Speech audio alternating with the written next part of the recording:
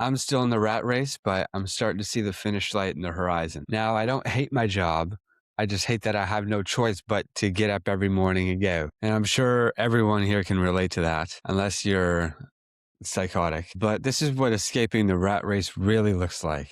Now, for those of you who don't know what the rat race is, this is probably a good video you stumbled on because it might open your eyes to some things, get you thinking right. So the rat race pretty much is when you trade your time for money your whole life. And this happens because everyone goes to their job where they work on an hourly basis. So they trade an hour of their time for a certain amount of money. And they do this, they get a paycheck, and then they pay all their bills, buy a bunch of stuff, and then they're waiting for the next paycheck. So the income is always matching the expenses. And the rat race loop, when your income matches your expenses, say you are like, okay, go get a raise. You get a raise and your income goes up a little bit, but then you're like, hey, I just got a raise. I can finance a new car. So you go there and then your expenses go up a little bit, and then you're right where you were before, but at least you have a new car. And it doesn't even have to be a car. It could be anything. And then they'll even go even further. And I say they as in I wasn't them at one point, but they go in even further and create consumer debt to buy more stuff. Like if you finance a car, that's debt. Like, yeah, that's a double whammy, even a car. Your expenses go up and now you're in debt. So double whammy on you there. But I mean, everyone needs a car. So maybe not everyone needs a brand new car, but to each their own. And yeah, so that's pretty much the trap and the loop everyone gets stuck in. And they see no way out because they're like, I've gotten so many raises. I'm tired after work. I don't have time to do anything. So what am I to do? And when people hear escaping the rat race, they brush it off because they're like, I've thought it through. I've tried so many times. What else is there? I've exhausted every option possible. And the only things that they can come up with are you either quit your job and start your own business or something. Any way to get rich quick, like win the lottery, or some people are like, you just gotta get lucky in crypto or stocks and do all that. And when they hear about escaping the rat race, they just think like doing something to replace their income immediately, and that'll carry on for the rest of their life. So all these crypto, that's millions of dollars. Lotteries, millions of dollars. Quit your job, run a business, successful business, get millions of dollars. So that's the only option they see. And because they're living in this rat race, it's a very instant gratification world. So they're looking for that as a way out. And these examples show it. Lottery, you immediately get $1,000,000. You quit your job and start a business that booms overnight. That's immediate. The crypto and stocks, that's you immediately bang and get lucky, get millions of dollars. Like it's all the same thing. But I'm gonna tell you, those aren't the only ways to make millions of dollars. Like those aren't even, besides quitting your job and starting a business, these aren't ways to get out of the rat race because you're still in the rat race mentality. So if you get $1,000,000, you're going to blow that $1,000,000 and still be living paycheck to paycheck. I guarantee it. With your mindset, you get a little bit of a raise and you immediately get a new car. What are you going to do when you get $1,000,000? Like I've seen people get raises and immediately start renovating every part of their house and get a new car and get a boat and this, that, and that.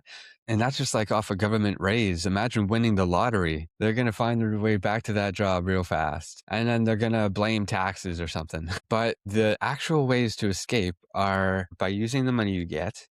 And instead of just buying stuff and upgrading your luxury lifestyle, you go out and buy income producing assets. And we all know what the best income producing asset is over here, real estate, baby. So you start getting income producing assets, you build a portfolio, you start stacking that. And at the same time as you're doing that, you start building your skills and your income producing skills, which go hand in hand and mesh with being able to get income producing assets. Income producing skills help you get income producing assets. And with those two working at the same time, if you reinvest your profits, then you're tripling down on a proven system. But the key is to reinvest as soon as you can. I would say you could use some of your profits to stabilize early on, but once you've got that, as soon as you can, reinvest because the compounding is just going to take over. Now, my position in all this rat race nonsense, man, I'm still learning. I'm a human with a brain, so habits are just as hard to break and discipline's just as hard to build, but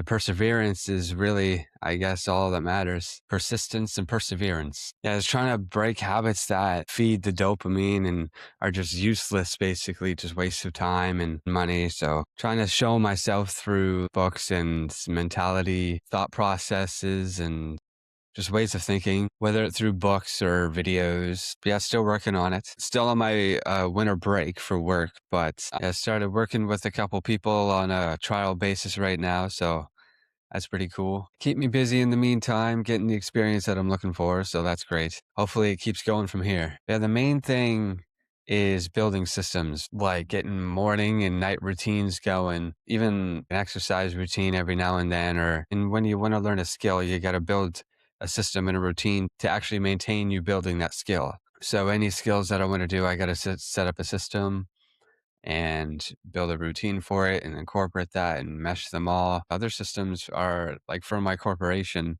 having a receipt tracking system and just general bookkeeping, kilometer tracking, all that good stuff. Just so I don't get kicked in the ass when tax season comes. I don't want none of that. Leave me alone. And there's one thing that I started doing, which there's this saying that I've heard. I think it was from a song. It was like last month's money pays next month's rent, something like that. So I was like, I like that concept. It's pretty cool. So I started working toward that, and at the same time started working toward a cash buffer and an emergency fund. So it's like two layers of protection. So it's like your shield before you get to your health. And then when you get to zero, you're dead financially. So I thought that was a cool concept, wanted to bring that to life. And just being strategic with credit cards. What I've been doing is really cool. Put all your bills on your credit card. The bills are going to come through anyway, and activity on your credit cards is always good. And the bills aren't that much where, like I said, you're going to have to pay them anyway. They were going to come out of your account. So might as well just send the money over to your credit card and it's covered. And with credit cards, I had this stupid thought that was like, if the auto pay isn't covering the whole thing, then it's useless. But I don't know what made me think that. Thank God I switched, because yeah, I'm doing a lot better, not only with the credit cards, but confidence wise, just the security and safety of having that covered. One less thing I got to worry about. Yeah, just generally out there, just connecting with people and just putting myself in a position where I can't fail. I always have a backup, something to fall on. Now, with escaping the rat race, there's generally three stages: stability, skill, and capital building. Ownership. Now, each of these situations are completely different in almost every way and should be treated like that. You're living three different lives throughout these phases. These lives are besides the one you're living now in the rat race. So when you move into stage one, you're living a whole completely different life and you're on a whole different world than you were before. Same with stage two and stage three. Stage one, phase one, is when you finally decide to get your shit together and your only source of income is your main job. And since they're in this phase, they've realized that they got to get their shit together and they attempt to, and the successful ones start controlling their expenses and bringing them from this to this. So this gap is all profit and you didn't raise your income. And I know it's a lot easier said than done, but it can be done if you're willing to. So once you got your income controlled, now the important piece to actually transition into phase two is to have impulse control. This goes overlooked and underestimated too many times. Your impulse control, I think, is really the key of going into phase two after you've got your expenses controlled. So once your impulsivity is handled, you can go into phase two, which is skill and capital building. Now, the first thing you need to do in this phase is learn about investing. Start with the general guidelines of what investing is and the investor mindset and compounding, interest rates, all that jazz, all these terms. Get to know the world first before you know what type of investing you want to do. Stocks or options or bonds or real estate, starting a business, buying businesses, whatever you want to do. Once you got a handle of the basics and the fundamentals, just start learning about the investing you want to do. Then when you know that, you got to start building your income producing skills, because like I said, your income producing skills will buy you income producing assets. So start building your skills, learn in your realm of investing what skills you can profit off of, hone down on those, find out what you like, what you're good at, combine them, and you're off to the C's. Now, when you're learning these skills, go start networking. Got to talk to people someday. So expanding your network is key. I'm sure you've heard your network is your net worth. Now, when you're learning about investing and building your skills and networking with people and the back end of things, you should be saving for the emergency fund and the cash buffer, like I was saying earlier. And once you're doing that and you start knowing what you're talking about and knowing the potential of the future, seeing everything come together, it's like the stars are aligning. And all of this is giving you massive confidence. When you get that confidence and you see the potential of everything, hopefully this is the peak where you actually are like, okay, let's go, let's lock in. This is the phase where you lock in. A lot of people think it's the first phase under stability where you got to lock in and get your expenses under control. No, that's the easy part. Where you actually got to double down on everything and lock in is when you learn about investing and you know what you want to do and you see your future, when you see it in front of you. Now, once you reach that point, you're going to reach a point where you start being able to buy income producing assets through your income producing skills. Then you go on to the ownership phase where you're buying the income producing assets and building a portfolio. You finally made it. The key here is to reinvest the profits into more income producing assets. You generally don't stop at your first one or few income producing assets and start buying all the stuff you want. Build up a portfolio so it can actually support all that. And once you reinvest enough and have enough income producing assets, then there will come a point where your assets are producing enough income as your job. Now, at this point, you have two choices. You could be working and making double, or you could not be working and make the same. So it really depends on who you are, what you want to do from here.